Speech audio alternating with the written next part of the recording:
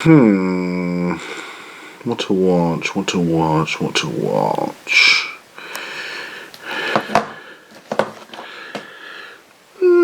Maybe.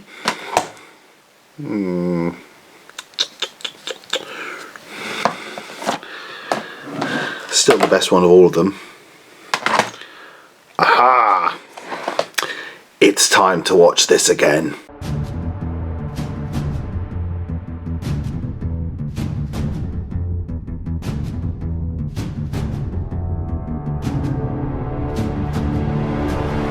No Time to Die was probably one of the longest waits we've ever had for a new James Bond film. We all know this film suffered from a variety of many different behind the scenes production issues really leading up to this film being released, from an original direction taken, from Danny Boyle being brought on for then going off with a whole new take based off he had in mind, and then we went back to a new one when Cary Fukunaga went on based on the original one, and then even after that we had a few production problems with Daniel Craig injuring himself again. Following on from that we had delays because of COVID-19, but it finally got released in October 2021, and I saw the film when it came out, and I just honestly, at one point I didn't really believe I was going to watch it. I remember just excited as ever after work going with a friend straight to the cinema, which took about a 10-minute drive, to finally watch No Time to Die. It had been basically 6 years since Spectre. I had so many plans of just wanting to go see it. I had booked tickets for the original release date, which had to get cancelled obviously because of the pandemic, and just hoping the film would be released, but it kept getting delayed. So when we did finally get a chance to see it, I felt honestly at the time there was so much emotion of just, oh, thank the Lord, a new Bond film, it's here and I can enjoy it. And at the time when it came out, I absolutely loved No Time to Die. I remember after the film came out, this film understandably got a bit of a mixed reception, no doubt to the fact of Bond having a child and Bond dying at the end of this film.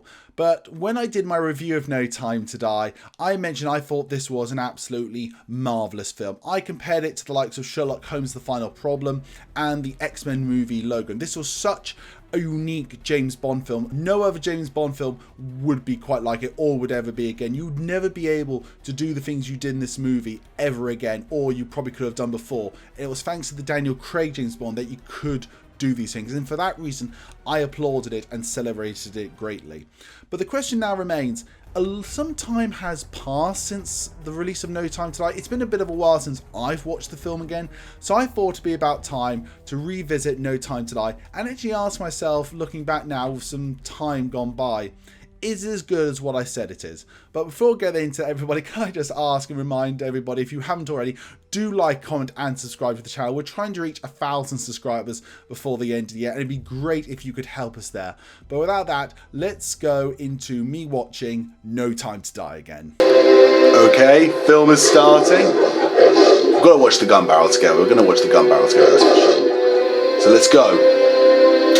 Now remember, I'm in the UK, so I get this universal one. So if you haven't seen this before, just have a look at this.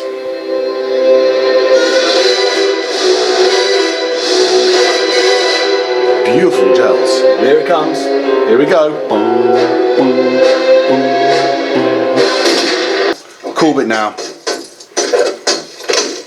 Bring it out, James. Yes! So I'm going to have to turn the screen a little bit as well.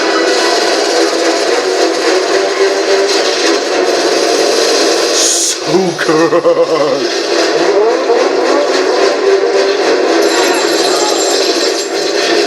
I really love this scene. So have my thoughts changed on No Time to Die since it first got released? And the answer is, for the most part, no, I still feel the exact same way. I really do feel that No Time to Die is such a unique film in the franchise. It's almost, thankfully, so separate from everything else. It's almost, if you will, like a still feel a spiritual sequel to On Her Majesty's Secret Service in some capacity. I think this film really actually takes quite a lot of the Ian Flemingness and really modernises it very well. And do you know what? Looking back on a couple of things I remember people were sort of worried or concerned about, it's actually quite funny to see actually how everything turned out so incredibly well.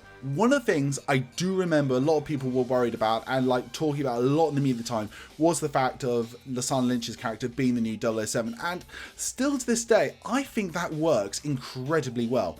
I really love still that sort of banter and that rivalry the two had.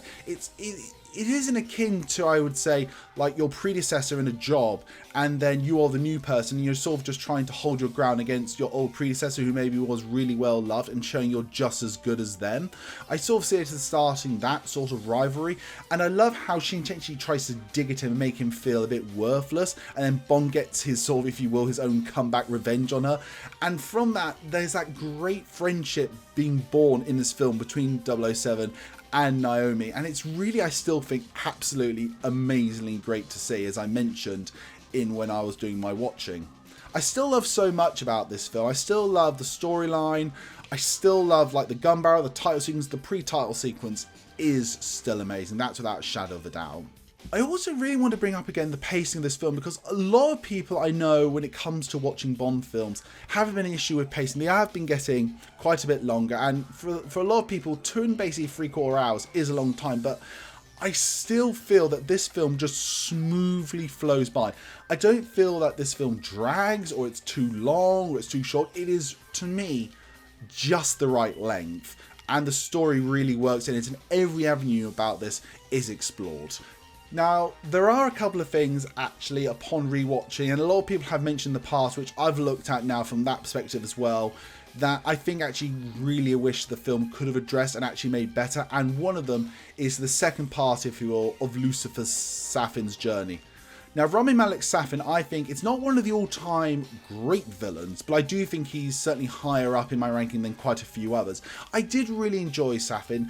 As many people might know on this channel, I love, if you will, the Bond banter moment, where it's always Bond versus the villain in a verbal joust. And I got that really, really great in this film, in that submarine sort of lair scene. And that was always great to see, and I really got a big kick out of that. But the thing is, Safin starts really strongly, start from the pre-title sequence, then going through majority of the film, getting rid of Spectre. Then, yes, he does turn into just basically, once that's done, a megalomaniac wanting to kill more people around the world, just saying that this is what people want and I'm here to help them. Now, I'm okay going with that in the movie. I can accept my Bond villain is a megalomaniac, just wants to destroy the world, akin, if you will, to the Joker. I can accept that and go with that. But I would have just loved, if I'm being absolutely fair, more of a understanding transition between wanting to kill Spectre than millions of people around the world. I just would have loved a bit more of a bridging gap between the two. It would have just helped the film, I feel, make a bit more sense and actually just be that little bit tighter. The other thing that really stood out for me a bit more, weird enough, I mean, I've always noticed it, but I've never sort of given much attention, is the fact that the Project Hercules, this biological weapon, has got, if you will, the nanobots in them. Now, you could say that there's a bit of connection here between the nanobots and the, Hercules virus to the smart blood that Q gives Bond in this film and in the previous film, Spectre. And there is technically a connection there. However, it does feel like it's a bit chucked in out of nowhere. I have a theory about the nanobots from No Time to Die. I do wonder if this was a bit added in after COVID-19, because for me, biological warfare is absolutely terrifying. So the whole, if you will, plot line of this film really does get under my skin about a biological weapon going wild. And this biological weapon, Project Hercules, was basically, the pandemic COVID-19 weaponized. And that to me is utterly frightening. So I always give the film really high marks for that. But I do wonder if the nanobots were added in just to give it, just take it a bit away from reality a bit too much. I do wonder if that whole bit would have been in if the COVID-19 pandemic didn't happen. I just wonder that as well. But it's mentioned so quickly and it's really forgot about so quickly, you almost do forget it. But I wish they just took that bit out of it and just kept it a biological weapon. That is, for me, would have made the film exceptionally better as well. Let's talk a bit about the fact that Bond has a daughter in this film, which to me, I hands up fully admit, I think still really works in this film. Obviously, this is a bit of a take from You Only Live Twice, where we know Bond actually had got a lady pregnant, but it never really went anywhere, obviously because Ian Fleming died. Now, I do wonder if in future novels Ian Fleming would have addressed this and would have gone into a bit more. But again, what I really like about this film, it doesn't sort of just like dabble in it and just leave it to the side a bit, I feel they did a lot in Spectre. This film really looks into, okay, let's just imagine for the sake of it, Bond is a parent. How would that be? How would he react? How would he as a character change? How would the character evolve? How would his mentality be? And the film really explores that, and that's why I really, really like it, because it wasn't just done half-assed. And it was integral, actually, enough to the later part of the plot. Because Safin really wanted this child to be his own. He wanted Madeleine to be his other half and the child to be his own. So there was the conflict there. So actually, the daughter in No Time to Die is significant and important to the plot, which is, again, really important when you have a character like this and a big change in the Bond persona brought into this movie. Second thing, let's talk about Bond's death in this film. Now, just looking at the death itself, I think it's incredibly strong, moving piece. I know a lot of people say, well, technically, as long as Bond doesn't see Madeleine again, there will be no issue about it. But the thing is, what I think people forget is, yes, Bond could just literally be on a mission somewhere and run past this one person, accidentally touch someone going past a mission. That person, through 50 million different people, could eventually get to Madeleine. The fact of the matter is, as long as Bond is alive, he is Project Hercules still strong. The whole point is, at the end of the film, they're trying to destroy Project Hercules for good, destroy this virus, and they'll never truly complete that as long as Bond is alive. He makes the ultimate sacrifice, not only to save Madeleine and his own child, but to save the world ever having to worry about Project Hercules and this deadly virus ever again. That's what he's sacrificing himself. Bond is put in a, if you will, the Kobayashi Maru situation where there is a no-win scenario. He can't get out of this alive because the ramifications could just grow and escalate. There's no way of getting out of this. So he has to make the ultimate sacrifice and kill himself so we can all survive and live. And that's really what I got out of the ending of No Time to Die. And I felt they really played it that way, and Bond's emotion about it. And he's like, he's not scared about it. He knows he's doing it for the right reasons. It's Bond really at his core. He puts Queen and country before himself, and he puts his Queen, his country, his own family before himself, and he makes the ultimate sacrifice. So how I think people say it's a bad ending, again, it's all subjective. I don't really quite understand, because I feel there is so much going there, and we enough, it's so much a Bondian moment in a weird way, even though you'd think it's 180 from what a real Bond moment is. But I think it is a really strong Bond moment, and a moment in cinematic history we will all remember. So, where do they go from here? Well, there's quite a plethora of places they could go. Now, I honestly believe, hands down, that the next Bond film, Bond 26, will be a hard reboot. Obviously, you know, it won't follow on from No Time to Die. I think it's firmly to say that Casino Royale to No Time to Die is its own small pocket universe of Daniel Craig as James Bond. The next Bond is not going to follow on after that. I also think as well that now technically Bond died in this film, that you could go into so many places and so many different ways you could reboot the franchise. It's actually, weirdly enough, I think in the long run, we will see the Daniel Craig era from Casino to No Time to Die as a nice little pocket thing, and it makes sense for technically Bond to die in that universe. And when we get a new universe of Bond, people won't be so upset, I think, when it comes to No Time to Die, because Bond just will be back. It's a new Bond, new universe, and we'll all just accept it. I really hope that in Bond 26 they really utilise this potential and really do something new and creative with the franchise, while keeping it very clearly this is still a James Bond universe.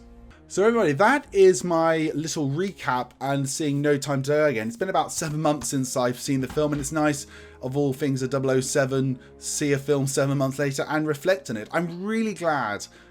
I'm actually really over the moon that this film still holds a very special place in my heart, and I still feel it is really high up there in my higher rankings of James Bond films.